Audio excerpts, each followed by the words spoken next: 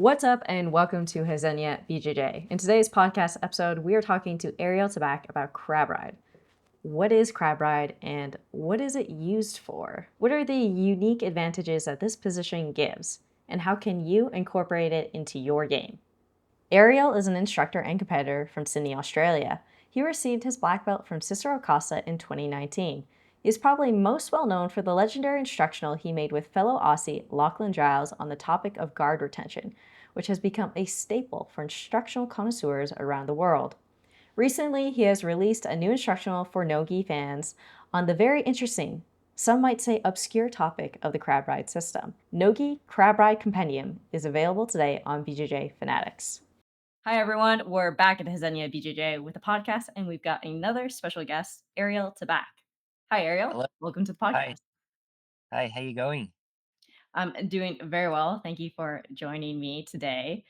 Now, you've just released a very interesting instructional about a topic called the crab ride. Some might say it's a little obscure, but maybe you're going to explain why more people should be playing this game. Yeah.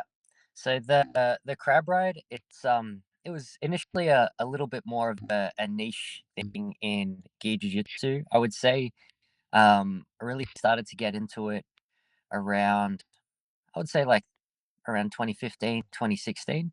But as of late, especially with the recent popularity of increasing popularity of Berimbolos in the Nogi scene, we're starting to see the crab ride slowly show itself more in competition.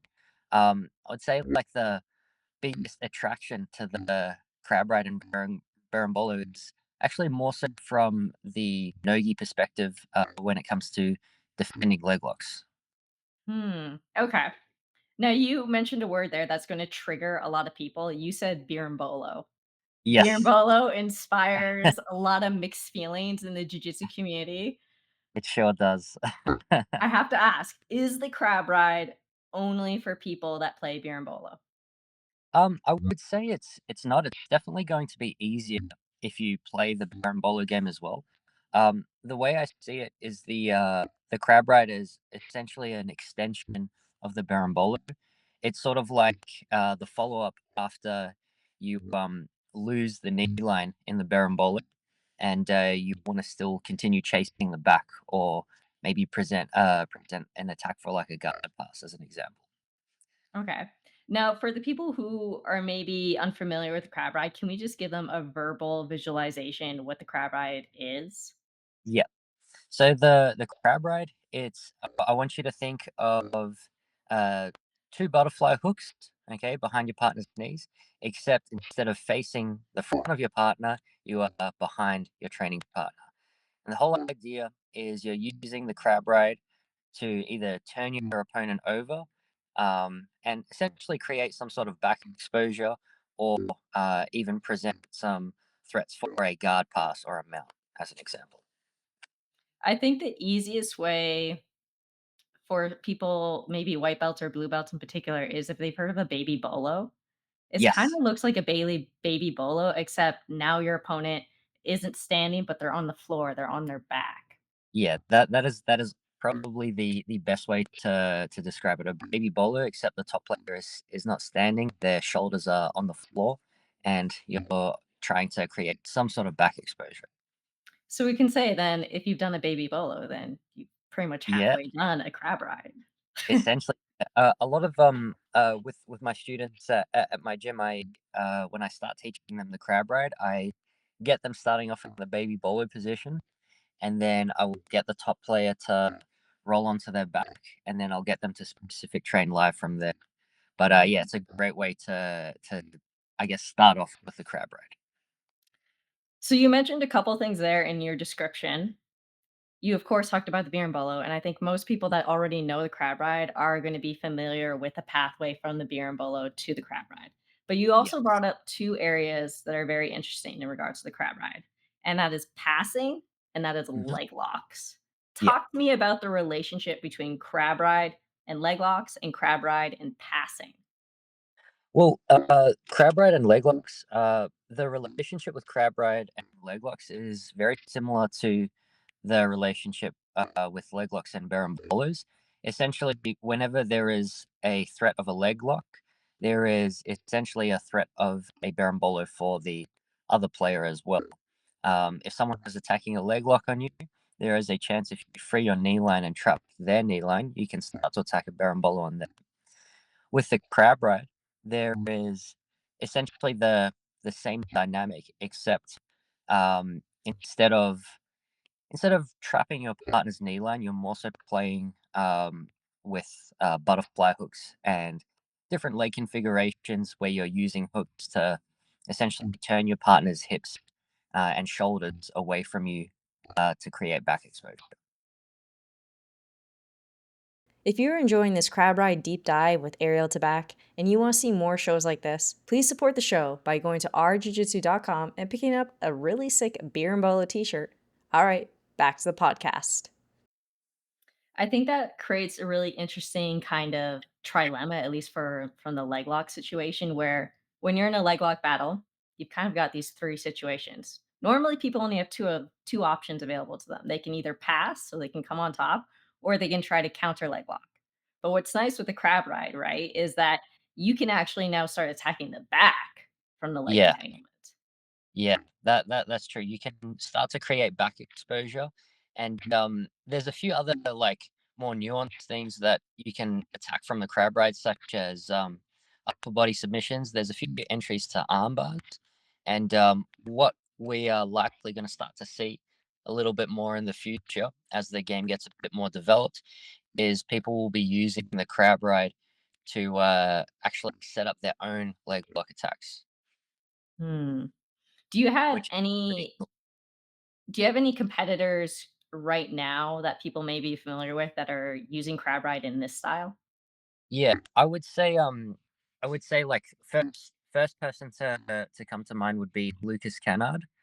He hasn't displayed it yet in competition, but I'm quite positive we'll probably see him utilizing some sort of crab ride chain to re-enter a leg lock attack of his own.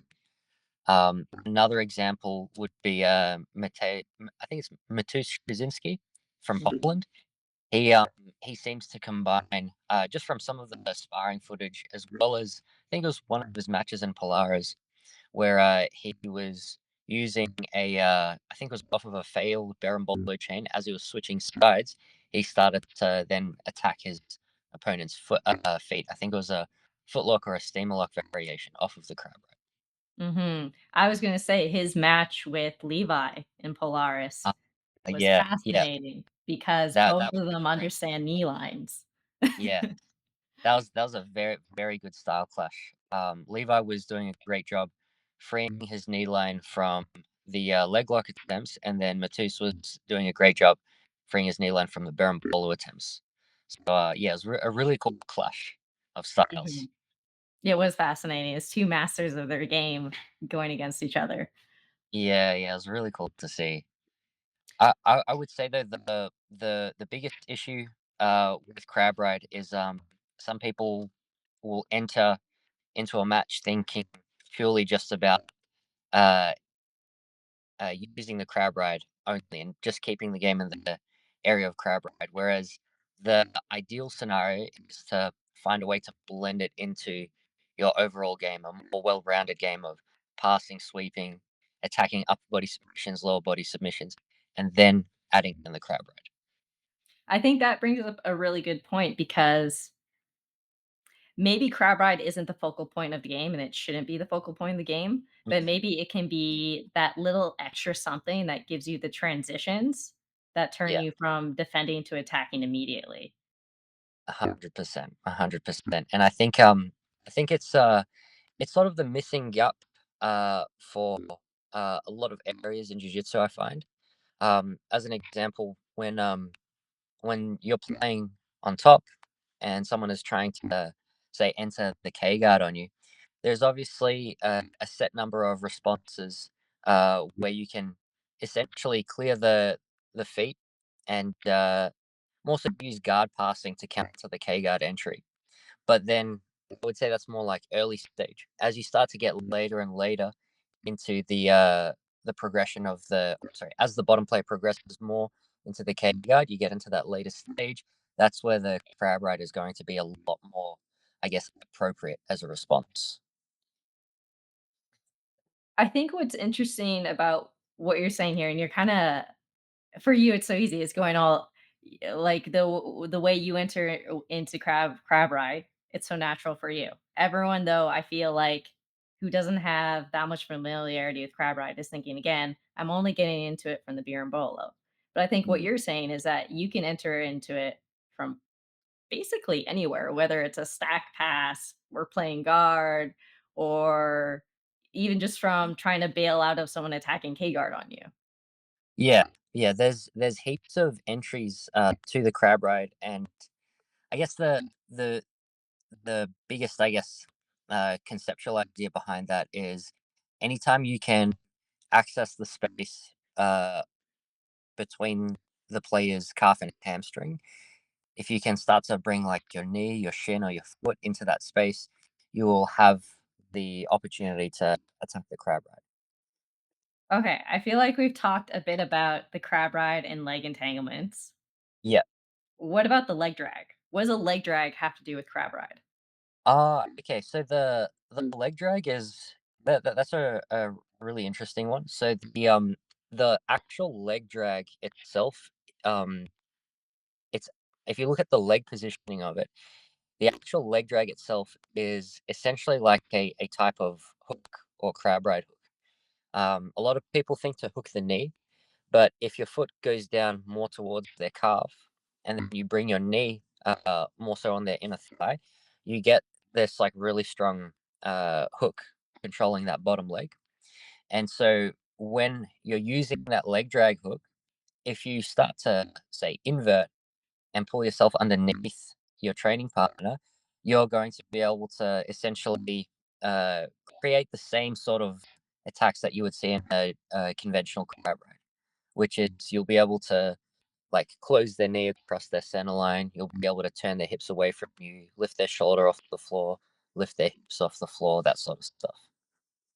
So all my guys who love their old school pressure passing, they need to start Yeah, doing crab ride, is what you're saying. yeah, yeah. I mean, I would say if you like to use the leg drag when you're passing guard, it is a really important thing to add into your game so that you can connect your leg drag to follow up back takes. And I would say this is the thing that a lot of guard passes that aren't necessarily known as crab ride players per se are actually quite good at integrating some sort of like diving leg drag into a crab ride from top position.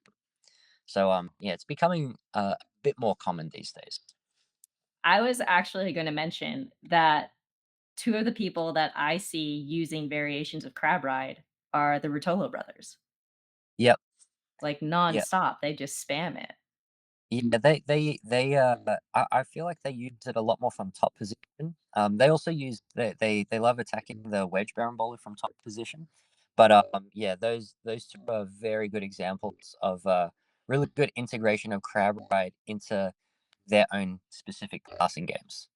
Yeah, I think it's really nice that you can see how crab ride has these different flavors to it. You can Yeah, go the Levi Jones Leary route, or you can go the Rotolo brothers route, and it yeah, still works. yeah.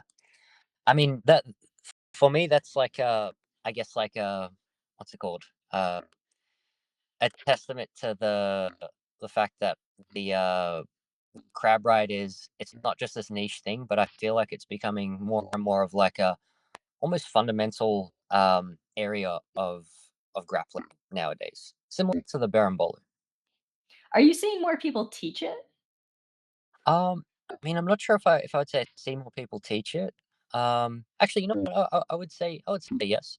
But what's it called? I feel like we're starting to just see people more and more people use it just in a competition setting at the very least. Mhm. Which will Yeah. hopefully trickle down to the gyms and the instructors, right? Yeah, yeah. I would say so. Okay. I'm speaking from my experience and given I suck at jujitsu, but when I first started learning crab ride, wow. I felt like a white belt again. It felt like I had to learn how to use my feet the same way I use my hands, Mm, if that yeah, makes sense.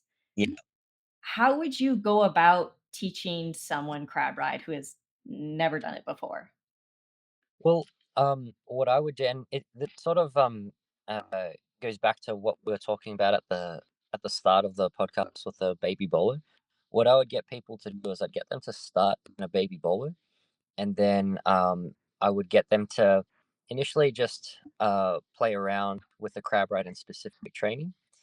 Um, After that, I would get them focused on how to stay connected to the training partner. And when I say stay connected, we're talking about the hooks, like keeping the feet connected to the upper calf, the knees pinching outside the legs. But then a big thing as well is keeping your chest connected to their hips so that you can literally just follow the your training partner wherever they start like rolling or moving to. Then the biggest thing though is I would say the ability to apply a constant like stacking pressure to your training partner. The reason why I say this is because quite often people make the mistake of letting their hips drop to the floor. And if you're crab riding someone and your hips drop to the floor, it's really easy for the person that's defending the crab ride to essentially alleviate the stack pressure. Whereas if you're throwing your hips off the floor and into your training partner's hips, you're like driving their knees to their chest. So what I do is I give them the cue of making sure that the only part of their body that is allowed to touch the floor is basically their shoulders and their upper back. Mhm. I think, probably the most common defense or reaction I get is kind of those people that they turn into kind of a wet noodle and, like, all the Yeah, resistance lose their body, and they just kinda plank on you, and it's yeah, actually way harder to do a crab ride on someone who's, like, got no tension and is just flat yeah. on you. That like the plank defense is super annoying. Like like I was saying before, we we want to constantly drive their knees into their chest, so we want to fold them up. We basically want them in this like concave posture. And what a lot of people do when they're defending the crab ride is they do the opposite. They kind of convex their body, and it makes it a lot harder to get that stacking effect of the crab ride. The good thing about that though is you play this like little dilemma of forcing the knees to the chest to create back exposure. If they start to pull the knees away from the chest, like convex their body, then you can start to threaten guard passes like leg drags. And so that's sort of how I would say that's like the main area, or sorry, the main game play with the crab ride is this dilemma of guard pass versus back take. Hmm. Now, Ariel, if people wanna learn more about the crab ride, especially in Nogi, they wanna learn these drills, they wanna learn these techniques, they wanna learn the troubleshooting to the common defenses, where do they go? Um, well, no bias, but I have an instructional on BJJ Fanatics. It's the Nogi Crab Ride Compendium. If you just search my name on BJJ Fanatics, you'll be able to find a list of my instructionals, and it should be there. Um, it's a pretty in-depth little deep dive into the crab ride. I think it's between 6 and 8 hours total of instructional content. There is also some sparring footage in there as well. But yeah, I would say like as far as I'm aware, that seems to be the most in-depth instructional content on the crab ride that we have so far. All right, folks, there you go. BJJ Fanatics, Ariel Tabak. Check him out.